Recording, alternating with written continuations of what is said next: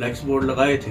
अभी तो रोहिता जी के फ्लैक्स बोर्ड से इतनी तकलीफ हो रही है, जब रोहिता जी 2024 के मैदान में आएंगे और रोहिता रेवड़ी 2024 का चुनाव जरूर लड़ेंगे। आज मैं देख रहा हूँ पानीपत के अंदर अभी जो कार्य चल रहे हैं वो धीमी गति से चल रहे हैं। मैं तो यही कहूँगा प्रशासन से, विधायक जी से और पार्षदों से भी कि काम जल्द से जल्द करवाएं, क्योंकि 3.25 वर्ष का जो कार्यकाल है पार्षदों का वो कैसे निकल गया किसी को कुछ नहीं पता चला।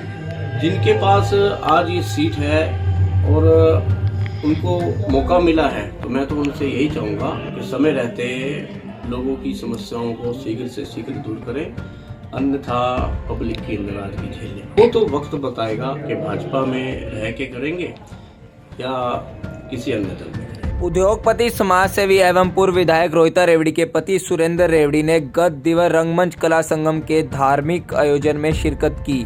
आयोजन में वह मुख्य अतिथि के रूप में पधारे थे। व्यासपीठ से आशीर्वाद लेने के पश्चात उन्होंने ताल ठोकते हुए कहा कि 2024 के विधानसभा चुनाव में रोहिता रेवड़ी अवश्य चुनाव लड़ेगी।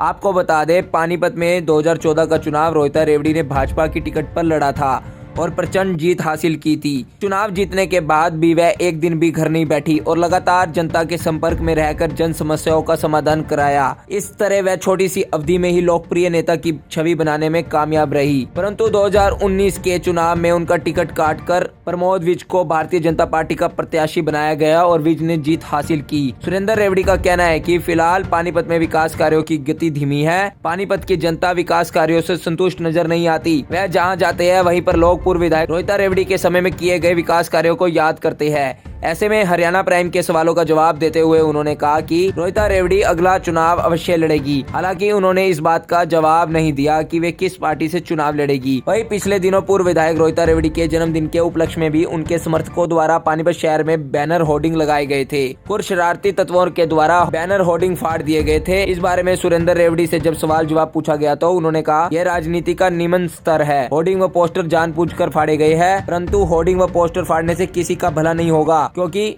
पूर्व विधायक रोहिता रेवड़ी का राज नहीं, सेवा के उद्देश्य से काम करते हुए लोगों के मन में अपनी जगह बना चुकी है। पोस्टर होर्डिंग फाड़ने वाले लोगों को समझना चाहिए कि उनकी इस हरकत से पूर्व विधायक रोहिता रेवड़ी की लोकप्रियता में कोई अंतर नहीं आया, उल्टा उनकी लोकप्रियता बढ़ेगी। आपको बता दें, पिछले लगभग 2.25 साल से सुरेंद्र रेवड़ी सार्वजनिक कार्यक्रमों में हिस्सा नहीं ले रहे थे और चंडीगढ़, दिल्ली व पानीपत में रहकर अपनी व्यावसायिक गतिविधियों पर ध्यान दे रहे थे, परंतु अब वह खुलकर सार्वजनिक कार्यक्रमों में जाने लगे हैं। पूर्व विधायक रोहिता रेवड़ी के समर्पित कार्यकर्ताओं में उत्साह की कोई कमी नहीं है। वह भी जोर शोर से सुरेंद्र रेवड़ी के साथ कार्यक्रमों में शिरकत कर रहे हैं। सुरेंद्र रेवड़ी ने पूर्व विधायक रोहिता रेवड़ी के 2024 में चुनाव लड़ने का बयान व्यासपीठ के सामने कसम लेकर ताल ठोककर कंफर्म कर दिया कि वह 2024 में पूर्व विधायक रोहिता रेवड़ी अवश्य चुनाव लड़ेगी। देखने वाली बात ये होगी कि वह आजाद चुनाव लड़ती है या किसी टिकट पर।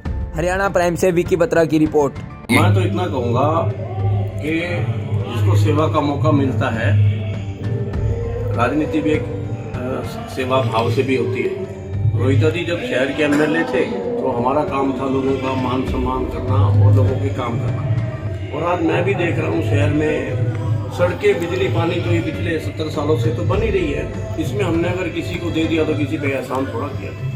आज मैं देख रहा हूँ पानीपत के अंदर अभी जो कार्य चल रहे हैं वो धीमी गति से चल रहे हैं। मैं तो यही कहूँगा प्रशासन से, विधायक जी से और पार्षदों से भी कि काम जल्द से जल्द करवाएं, क्योंकि 3.25 वर्ष का जो कार्यकाल है पार्षदों का वो कैसे निकल गया किसी को कुछ नहीं पता चला। और सरकार जो हो रही है वो निरंतर लोगों से, चाहे किसी प्रकार का राजस्व हो, निगम का हो, वो लेने में कभी नहीं चुकी। तो मैं तो यही चाहूँगा कि चाहे हाउस टैक्स है या निगम में जो लोगों को परेशानियाँ आ रही हैं, इन सबको शीघ्र से शीघ्र दूर करना चाहिए और जनता की नाराजगी को दूर करना चाहिए। जनता में आपके प्रति काफ़ी वो है कि रेवड़ी साहब के कार्यकाल में इतना कुछ हुआ, रेवड़ी साहब दोबारा एक बार हमारी समस्या सुनने आए, हमारे पास आए, क्योंकि आप काफ़ी समय से घर पे थे, लेकिन अब आपने आना जाना शुरू कर दिया है। मैं भी एक सिंपल व्यक्ति हूँ, एक साधारण व्यक्ति हूँ, मैं कोई विधायक तो हूँ नहीं।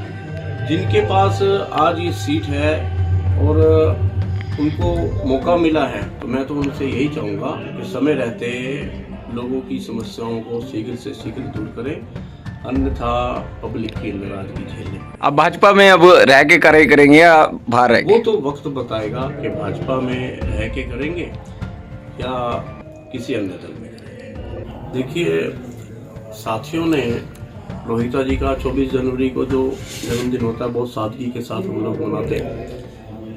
और साथियों ने पूरे शहर के अंदर लोगों का प्यार था, लोगों की शुभकामनाएं थी और लोगों ने फ्लैक्स बोर्ड लगाए थे।